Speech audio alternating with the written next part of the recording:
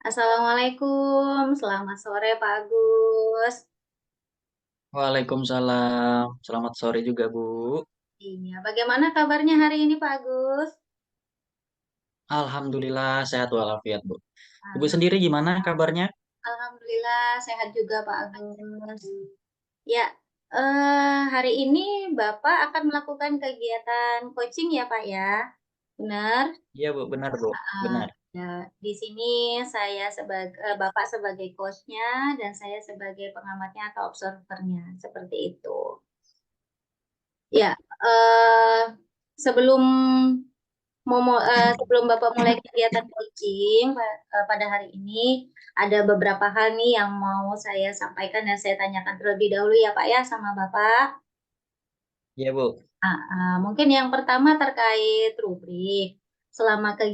Rubrik penilaian selama kegiatan coaching ini, saya akan mengamati dan menilai Bapak dengan rubrik penilaian yang pertama mungkin saya akan mengamati apakah kegiatan coaching ini sudah sesuai dengan alur tirta atau belum, gitu. Kemudian yang kedua, apakah Bapak sebagai coach sudah mengajukan pertanyaan-pertanyaan yang berbobot kepada coachingnya. Kemudian yang ketiga, apakah Bapak sudah mendengarkan secara penuh dengan mendengarkan aktif, apa yang disampaikan oleh coachee dan Bapak sudah mulai menggali potensi dari coachee tersebut, seperti itu ya, Pak, ya? Itu rubrik Iya, penilaiannya. Bu. Baik.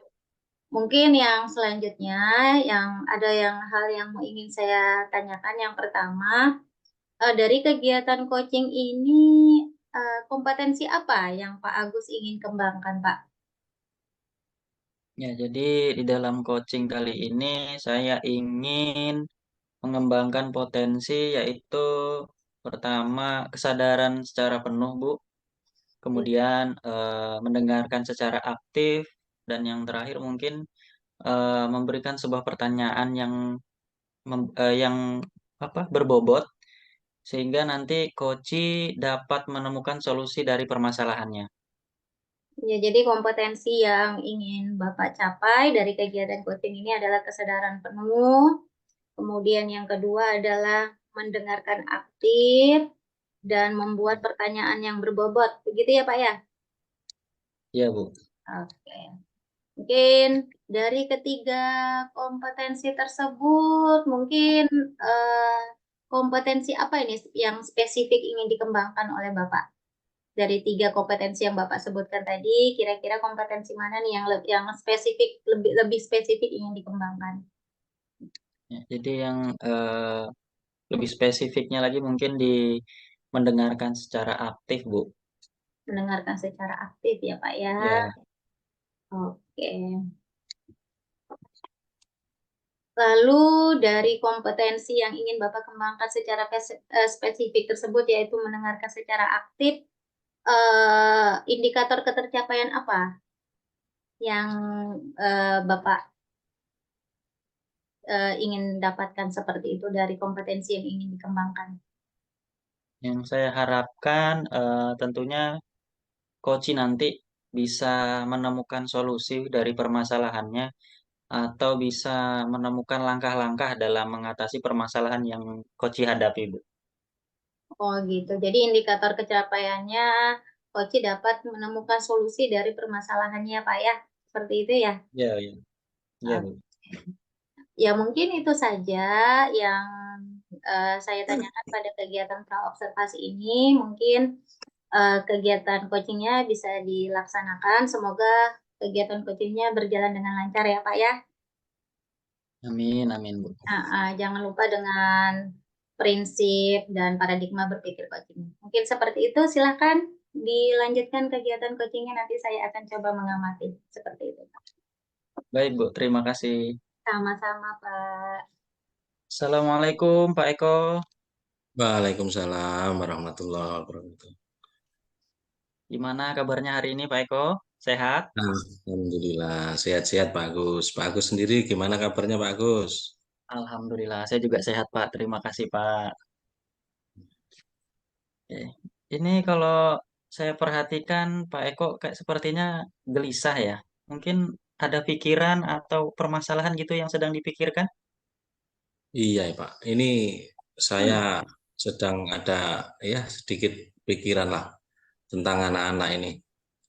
Artinya anak-anak di sekolahan saya ini kan ya membawa apa gawe itu Pak Agus ya.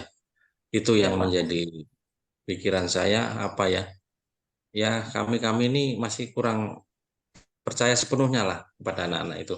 Takut aja sih terjadi hal-hal yang tidak diinginkan gitu Pak Agus. Baik Pak. Jadi di dalam tujuan pembicaraan kita hari ini, eh, tujuan Bapak yang ingin Bapak capai apa ya Pak? Ya tujuan saya nah intinya kalau anak-anak itu membawa gawainya itu para guru itu nggak mesti harus eh, mengumpulkannya dulu nanti saat diperlukan baru dibagikan lagi itu sangat merepotkan ya dan ada risiko-risikonya menurut saya. Jadi intinya adalah rasa percaya pada anak ini yang membawa gawe. Untuk saat sekarang ini masih menurut saya masih membingungkan lah itu. Jadi kalau bisa saya simpulkan, jadi tujuan kita pembicaraan hari ini adalah kebijaksanaan anak dalam menggunakan gawai, Pak ya. Anak dapat bijaksana dalam menggunakan gadgetnya, HP-nya, seperti itu, Pak ya. Ya, sehingga gurunya ini bisa percaya sepenuhnya gitu ya. Hmm, Bagus. ya. Berdasarkan tadi Bapak jelaskan, hal apa sih yang membuat seorang guru atau Bapak sendiri tidak percaya dengan anak yang membawa handphone seperti itu, Pak? Nah, ini ya itu berawal dari apa yang saya amati di sekolah, Pak ya. Itu anak-anak Iya, itu sering kadang saya lihat itu berkerumun, membawa HP ini ya. Kan gawainya masing-masing itu mereka kan ada. Nah, ini yang saya lihat itu mereka bermain, entah bermain game yang bagaimana itu saya juga kurang tahu karena mereka sendiri yang berhadapan langsung dengan gawainya masing-masing. Nah, sampai ada kejadian lagi itu anak-anak apa ya berkelahi gara-gara bermain game mungkin ya mereka bilangnya iya, iya. saling olok-olokan akhirnya emosi lah yang satunya sehingga sampai sempat berkelahi sampai di situ sih Pak Agus. Ya, jadi handphone ini jadi bisa menimbulkan perkelahian seperti itu, Pak ya. Ya perkelahian juga kemudian ada lagi laporan juga yang lain seperti membuka situs-situs yang bukan untuk mereka gitu artinya yang dilarang lah oleh pemerintah itu ya bisa aja namanya anak-anak ini kan akalnya caranya itu banyak sih menurut saya itu. Jadi untuk sejauh ini, Pak, apa saja sih hal-hal yang sudah dilakukan oleh pihak guru terhadap anak yang membawa gawai ke sekolah atau handphone ke sekolah? Tadinya begitu mereka begitu mereka datang dengan gawainya nah itu kita biarkan aja. Nah kemudian terjadi hal-hal yang seperti saya ceritakan tadi. Kemudian Ya. langkah yang sudah dilakukan ya termasuk saya dan guru yang lain ini, kalau saya Hmm. sendiri sih untuk anak murid saya kumpulkan gawainya di kantor ya jadi satu. Dan nanti pada saat mereka itu memerlukan jam pelajaran yang memang gurunya memerlukan, ya silahkan diambil gitu. Selama ini langkah itu yang sudah saya lakukan, bagus. Oke, Pak. Kalau menurut Bapak nih, kalau kita rentankan mulai dari 1 sampai 10, yang sudah Bapak lakukan saat ini tuh berada di poin keberapa ya, Pak? Mungkin masih di poin 6 bagus. Poin 6 ya, Pak. Terus Iya, Pak.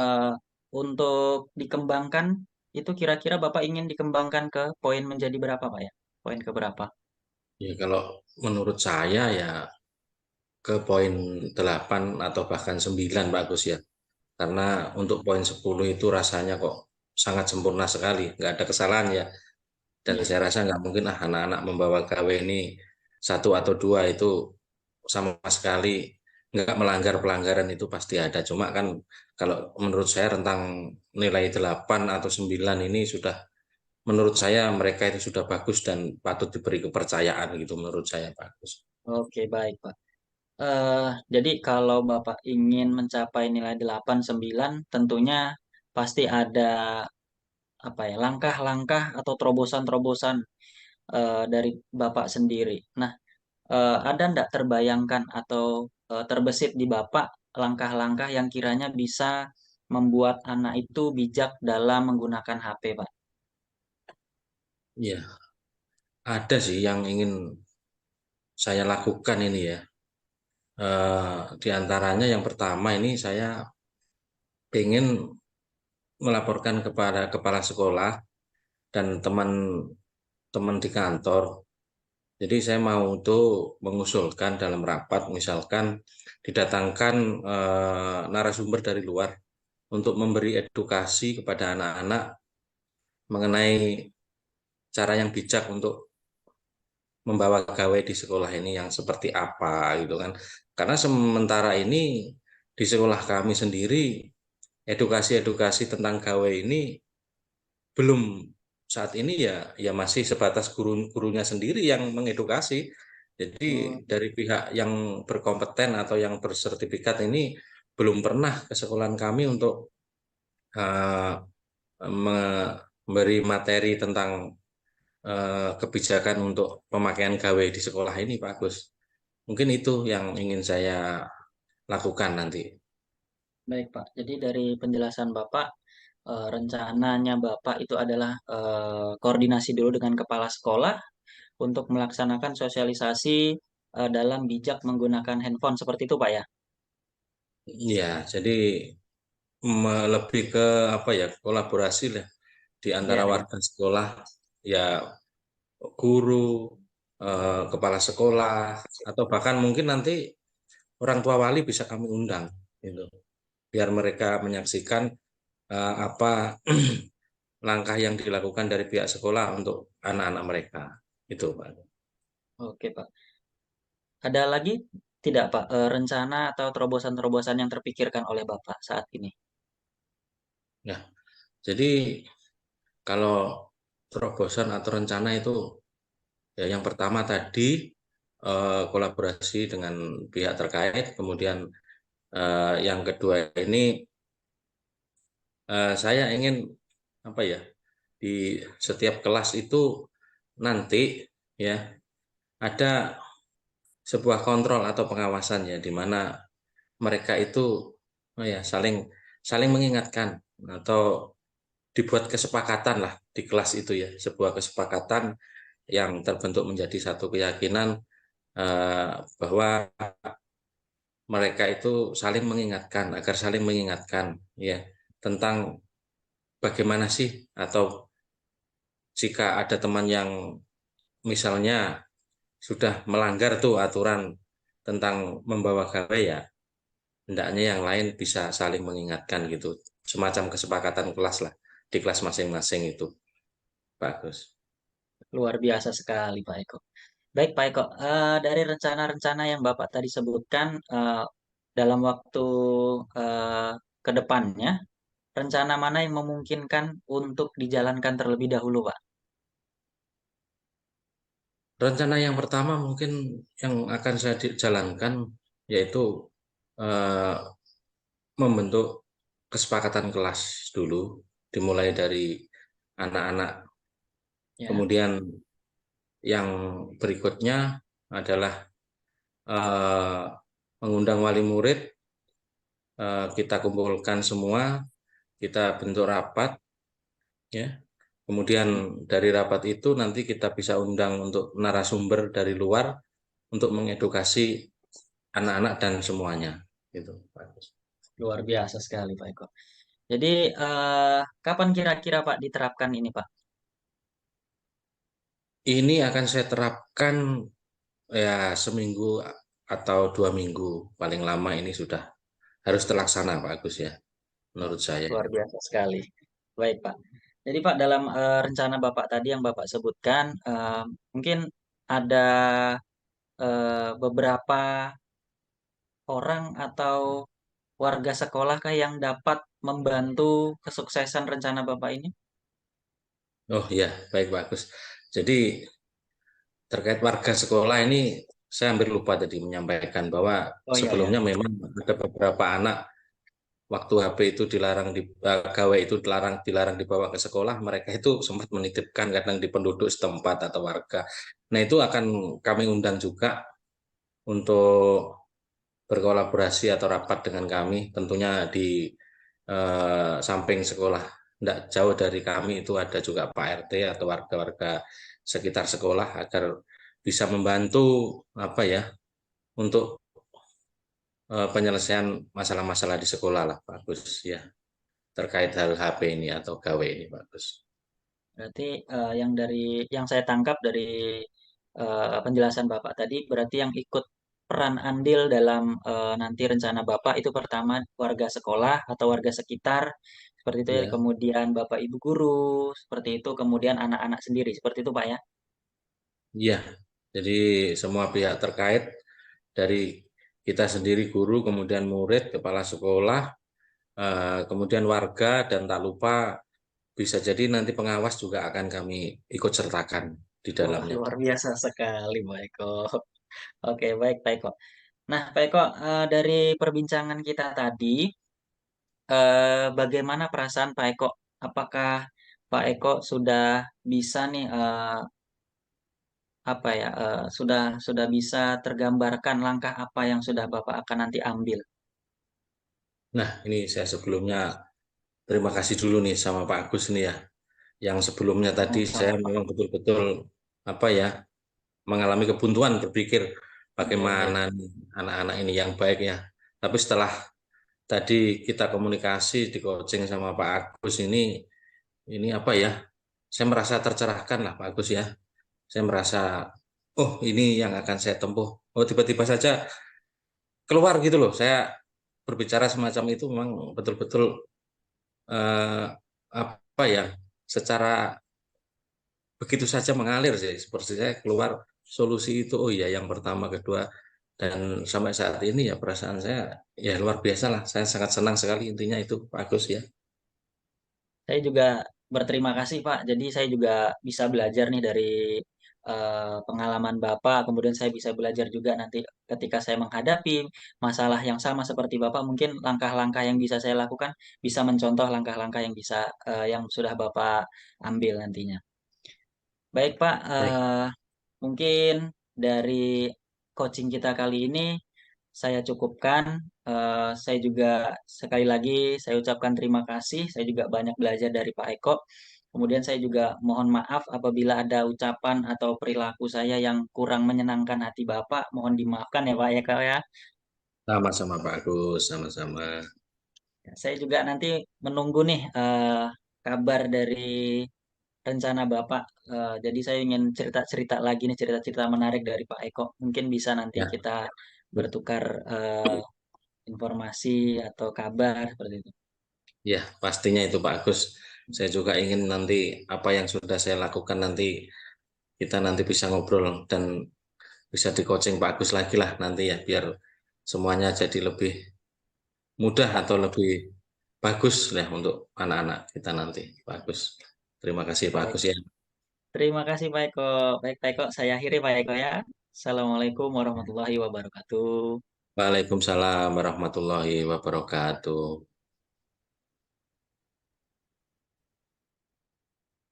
Ya, sudah ya Pak ya. Iya Bu.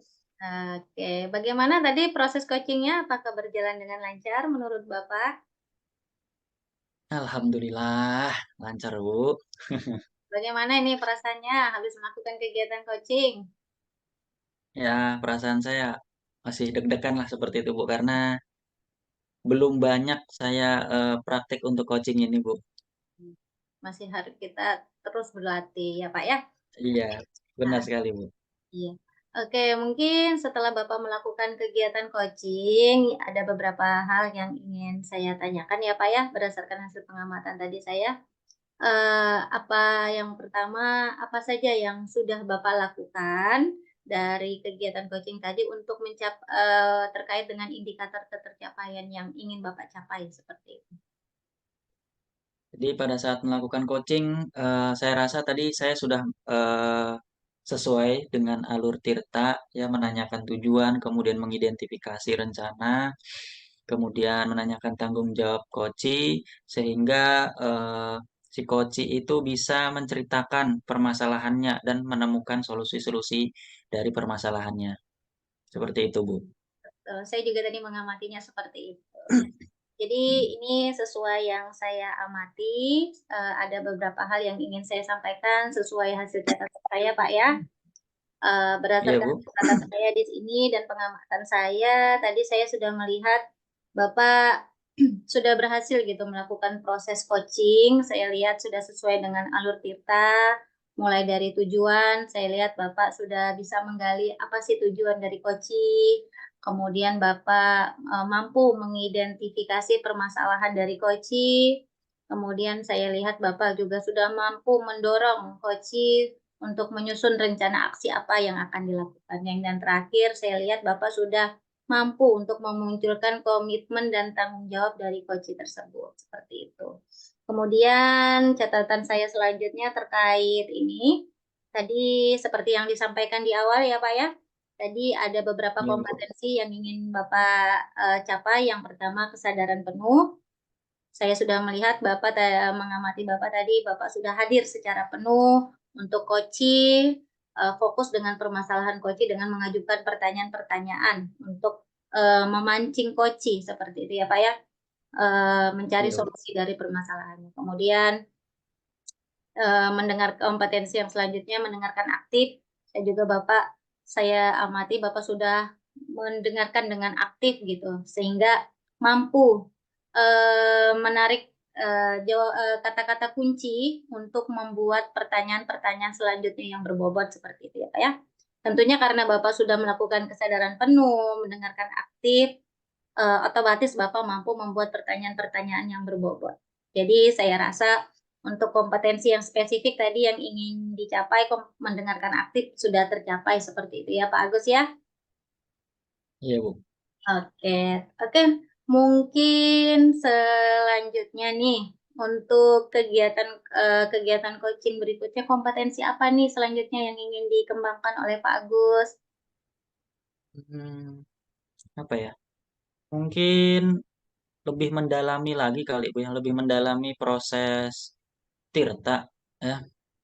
Jadi saya apa namanya bisa lebih terarah lagi dalam melakukan pertanyaan-pertanyaan. Kemudian juga saya sepertinya harus banyak belajar untuk membuat pertanyaan-pertanyaan yang dapat menggali eh, koci apa namanya dalam menemukan solusi dari permasalahannya karena saya pikir tadi saya juga masih banyak apa ya jeda seperti itu, masih banyak berpikir untuk mengajukan pertanyaan seperti itu, Bu. Iya, betul sekali Pak. Tadi saya juga mengamati masih ada ini apa jeda-jeda seperti itu ya Pak ya. Tapi betul apa yang Bapak sampaikan tadi memang untuk mencapai hasil yang terbaik kita perlu melakukan latihan-latihan dan terus latihan. Jadi kompetensi yang ingin Bapak kembangkan selanjutnya tadi mendalami alur Tirta lagi Pak ya, Iya, sehingga Bu. keterampilan coachingnya lebih baik lagi. Bagus Pak Agus, saya dukung. Tetap semangat ya Pak Agus ya. Terima kasih, Bu. Sudah bagus sekali. Seperti itu. Oke. Kemudian baik untuk selanjutnya nih, kapan kira-kira kita bisa melakukan percakapan lagi untuk menggali kompetensi yang ingin Bapak capai berikutnya seperti itu? Mungkin 2 minggu lagi sepertinya, Bu.